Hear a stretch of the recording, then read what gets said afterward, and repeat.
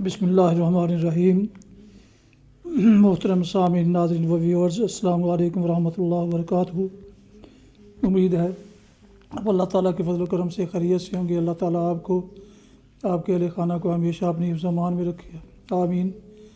راہ ہدایت و نجات کے سلسلے کا ولاگ رسول اللہ صلی اللہ علیہ وسلم کی نماز قرآن و حدیث کی روشنی میں اپنے یوٹیوب چینل بشیر رشیدی سے آپ کی خدمت میں روزانہ کی طرح پیش کرتا ہوں۔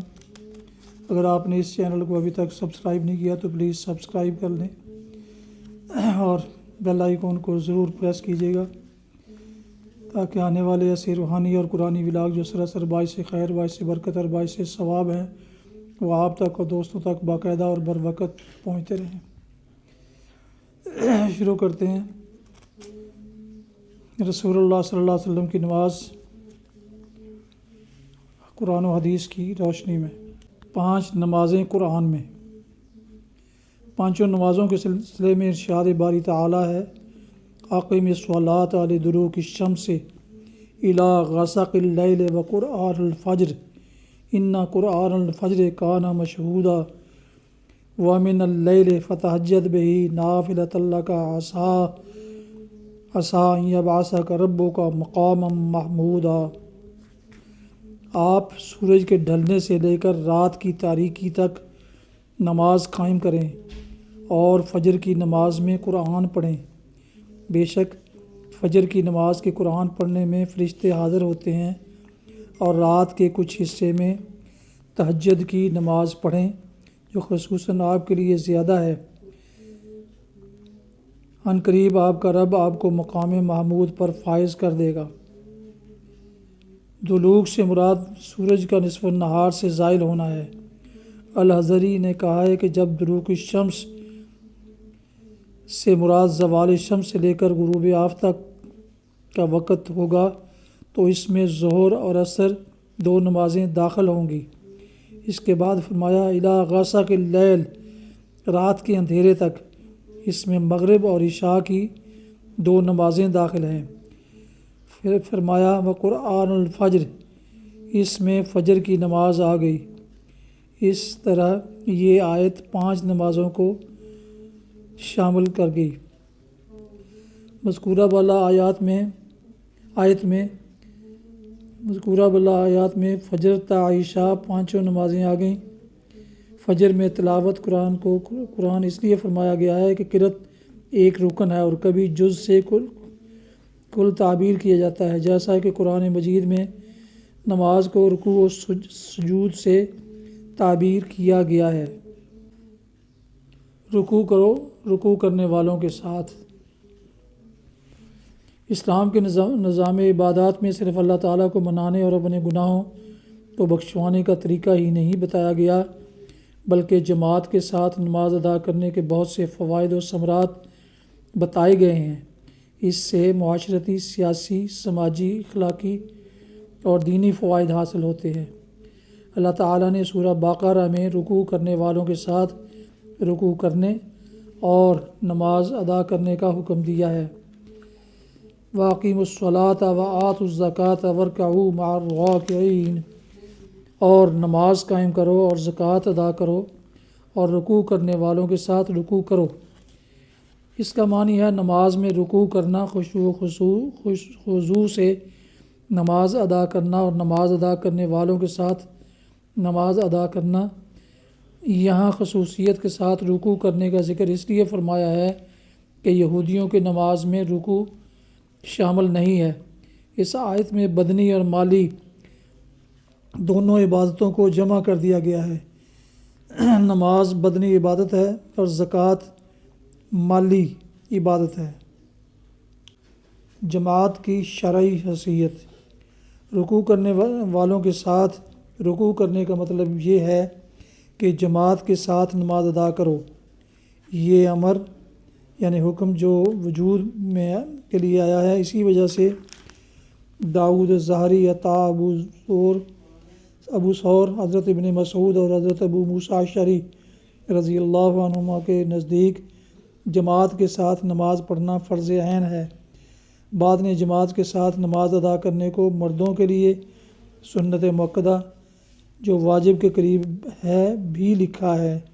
جمعہ اور عید میں جماعت شرط ہے، یہ تنہا ادا نہیں ہو سکتا۔ تراویح میں جماعت سنت کفایہ ہے۔ درج ذیل سطور میں جماعت کے کچھ فوائد ذکر کیے جاتے ہیں۔ نمبر 1، تنہا نماز پڑھنے کی بنسبت جماعت کے ساتھ نماز پڑھنے سے 27 درجہ زیادہ ثواب ملتا ہے۔ نمبر 2، ہو سکتا ہے تنہا نماز پڑھنے والے کی نماز قبول نہ ہو اور جماعت میں ایسا کوئی مقبول بارگاہ ہو جس کی وجہ سے سب کی نماز قبول ہو جائے۔ سبحان اللہ۔ نمبر 3، بعض لوگ قرأت صحیح نہیں کرتے یا طمانینت اور اعتدال سے رکوع و سجود نہیں کرتے۔ تنہا نماز پڑھیں گے تو ان کی نماز ناقص اور باطل ہوگی اور جماعت کے ساتھ نماز صحیح ادا ہو جائے گی۔ نمبر 4، جماعت کے ساتھ نماز پڑھنے سے کسی پر بے نماز ہونے کی تہمت نہیں لگائی جائے گی اور یہ معلوم ہو جائے گا کہ کون شخص اللہ تعالیٰ کا فرما بردار ہے اور کون شخص نافرمان۔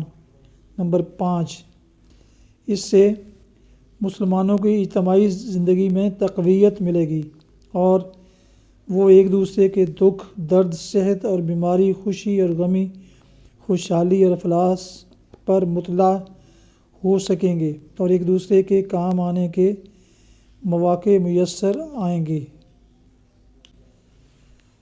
نماز با جماعت سنت مؤکدہ۔ حضرت عبداللہ بن مسعود رضی اللہ عنہ بیان کرتے ہیں کہ جس آدمی کو اس سے خوشی ہو کہ کل وہ اللہ تعالیٰ سے حالت اسلام میں ملاقات کرے، اسے چاہیے کہ جب ان نمازوں کی اذان دی جائے تو وہ ان کی حفاظت کرے، کیونکہ اللہ تعالیٰ نے تمہارے نبی صلی اللہ علیہ وسلم کے لیے سنن الہدیٰ کو مشروع کیا ہے اور ان کو جماعت سے پڑھنا سنن الہدیٰ میں سے ہے۔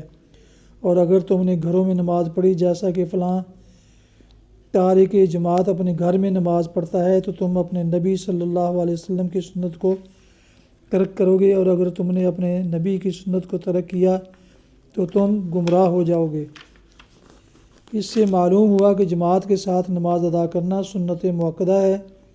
امام مسلم ہی کی دوسری درج ذیل روایت سے اس کے مستحب ہونے کا قول بھی موجود ہے۔ امام مسلم روایت کرتے ہیں، جس کو حضرت ابو ہریرہ رضی اللہ عنہ بیان کرتے ہیں کہ نبی صلی اللہ علیہ وسلم کے پاس ایک نابینا شخص آیا اور اس نے عرض کیا، یا رسول اللہ صلی اللہ علیہ وسلم، مجھے کوئی شخص مسجد میں لے جانے والا نہیں ہے۔ اس نے رسول اللہ صلی اللہ علیہ وسلم سے گھر میں نماز پڑھنے کی اجازت طلب کی، آپ نے اس کو اجازت دے دی۔ جب وہ چلا گیا تو آپ نے پھر اس کو بلایا اور فرمایا، تم اذان کی آواز سنتے ہو؟ اس نے کہا ہاں۔ آپ نے فرمایا تو پھر نماز کے لیے جاؤ۔ رسول اللہ صلی اللہ علیہ وسلم نے حضرت عتبان بن مالک انصاری رضی اللہ عنہ کو ان کے نابینا ہونے کی وجہ سے گھر میں نماز پڑھنے کی اجازت دے دی تھی، اس لیے اس حدیث میں امر استحباب محمول ہے، اس کا وجوب منسوخ ہے۔ جماعت کے ساتھ نماز پڑھنا واجب نہیں ہے۔ نماز سے گناہ جھڑتے ہیں۔ امام احمد روایت کرتے ہیں، ابو عثمان بیان کرتے ہیں کہ میں حضرت سلمان فارسی رضی اللہ عنہ کے ساتھ ایک درخت کے نیچے کھڑا تھا۔ انہوں نے ایک خشک شاخ پکڑ کر اس کو ہلایا حتیٰ کہ اس کے پتے گرنے لگے۔ پھر انہوں نے کہا، اے عثمان، کیا تم مجھ سے سوال نہیں کرو گے کہ میں نے ایسا کیوں کیا؟ میں نے کہا، آپ نے ایسا کیوں کیا؟ انہوں نے فرمایا، رسول اللہ صلی اللہ علیہ وسلم نے اسی طرح کیا تھا۔ میں آپ کے ساتھ ایک درخت کے نیچے کھڑا تھا، آپ نے ایک خشک شاخ کو پکڑ کر اسے ہلایا حتیٰ کہ اس کے پتے جھڑنے لگے۔ آپ صلی اللہ علیہ وسلم نے فرمایا کہ اے سلمان، کیا تم مجھ سے سوال نہیں کرو گے کہ میں نے ایسا کیوں کیا ہے؟ میں نے عرض کیا، آپ نے ایسا کیوں کیا؟ آپ نے فرمایا، جب مسلمان اچھی طرح وضو کرتا ہے اور 5 وقت کی نمازیں پڑھتا ہے تو اس کے گناہ اس طرح جھڑ جاتے ہیں جس طرح اس درخت کے پتے گر رہے ہیں۔ پھر آپ نے یہ آیت پڑھی، واقم الصلاۃ طرف النہار وزلفا من اللیل ان الحسنات یذہبن السیئات ذالک ذکریٰ للذاکرین۔ ان دونوں کناروں اور رات کے کچھ حصوں میں نماز قائم رکھو، بے شک نیکیاں برائیوں کو مٹا دیتی ہیں۔ یہ ان لوگوں کے لیے نصیحت ہے جو نصیحت قبول کرنے والے ہیں۔ نمازی کی بخشش۔ حضرت عبداللہ بن صامت رضی اللہ عنہ بیان کرتے ہیں کہ رسول اللہ صلی اللہ علیہ وسلم نے ارشاد فرمایا، اللہ جل جلالہ نے 5 نمازیں فرض کی ہیں۔ جس نے اچھی طرح وضو کیا اور نمازوں کو ان کے وقت میں پڑھا اور ان کے رکوع اور خشوع کو مکمل کیا تو اللہ تعالیٰ نے اپنے کرم سے اس کو بخشنے کا ذمہ لیا ہے، اور جس نے ایسا نہیں کیا تو اس کا اللہ تعالیٰ پر کوئی ذمہ نہیں ہے، اگر وہ چاہے تو اس کو بخش دے اور چاہے تو عذاب دے دے۔ صبر اور نماز سے مدد۔ قرآن مجید میں ہے کہ صبر اور نماز سے مدد طلب کرو، وَاسْتَعِینُوا بِالصَّبْرِ وَالصَّلَاةِ، اور صبر اور نماز کے ذریعہ سے مدد حاصل کرو۔ قرآن مجید میں اسی مضمون کو انہی کلمات کے ساتھ دوبارہ ذکر فرمایا جو اس کی اہمیت کو مزید واضح کرتا ہے اور اس کے معانی میں تاکید پیدا کرتا ہے۔ یا ایھا الذین آمنوا استعینوا بالصبر والصلاۃ، اے ایمان والو صبر اور نماز سے مدد طلب کرو۔ کسی بھی مشکل مرحلے سے خیر و عافیت سے نکلنے کا جو نسخہ قرآن مجید نے منتخب فرمایا ہے وہ ہے نماز ادا کرنا اور صبر کا دامن تھام کر رکھنا۔ اللہ والے ان دونوں کاموں سے کبھی غلط نہیں کا شکار نہیں ہوتے۔ صلاۃ الحاجت اسی کی ایک خوبصورت شکل ہے کہ نوافل ادا کر کے اللہ تعالیٰ سے اس پر پریشانی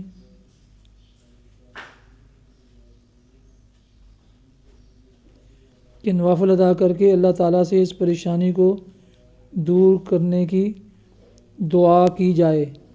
حافظ سیوطی بیان کرتے ہیں، امام احمد، امام ابن جریر اور امام ابو داود نے حضرت حذیفہ رضی اللہ عنہ سے روایت کیا ہے کہ جب نبی کریم صلی اللہ علیہ وسلم کو کسی چیز کا خوف یا دہشت لاحق ہوتی تو آپ نماز پڑھتے۔ امام بہقی نے شعب الایمان میں حضرت عبداللہ ابن عباس رضی اللہ تعالی عنہما سے روایت کیا ہے کہ ایک سفر میں ان کو ان کے بیٹے کی موت کی خبر دی گئی۔ وہ سواری سے اترے، 2 رکعت نماز پڑھی اور قالوا انا للہ و انا الیہ راجعون پڑھا اور کہا ہم نے اللہ کے حکم پر عمل کیا، صبر اور نماز سے مدد طلب کرو۔ محترم ویورز، آپ سن رہے تھے اور دیکھ رہے تھے راہ ہدایت و نجات کے سلسلے کا ولاگ رسول اللہ صلی اللہ علیہ وسلم کی نماز قرآن و حدیث کی روشنی میں۔ آج کے بیان میں جن موضوعات پر تفصیلی بیان کیا ان میں 5 نمازیں قرآن میں، رکوع کرو، رکوع کرنے والوں کے ساتھ، جماعت کی شرعی حیثیت اور نماز با جماعت سنت مؤکدہ، اور اس کے علاوہ نماز سے گناہ جھڑتے ہیں، نمازی کی بخشش، صبر اور نماز سے مدد،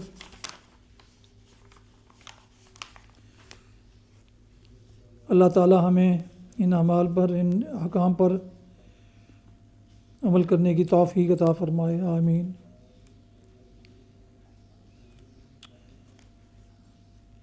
اللہ تعالیٰ آپ کو، آپ کے اہل خانہ کو ہمیشہ اپنی حفظ و امان میں رکھے، آمین۔ اپنا بہت خیال رکھیے گا، اپنی دعاؤں میں پاک وطن، والدین، آباء و اجداد، اعزاء و اقارب، دوستوں کے علاوہ اس ناچیز کو بھی ان میں شامل فرمائیں تو انتہائی شکر گزار ہوں گا۔ آج کا ولاگ اس دعا کے ساتھ ختم کرتے ہیں کہ آپ اور آپ کے اہل خانہ جہاں رہیں خوش رہیں، شاد باد رہیں، آمین۔ السلام علیکم ورحمۃ اللہ وبرکاتہ۔ پاکستان زندہ باد۔ اللہ حافظ۔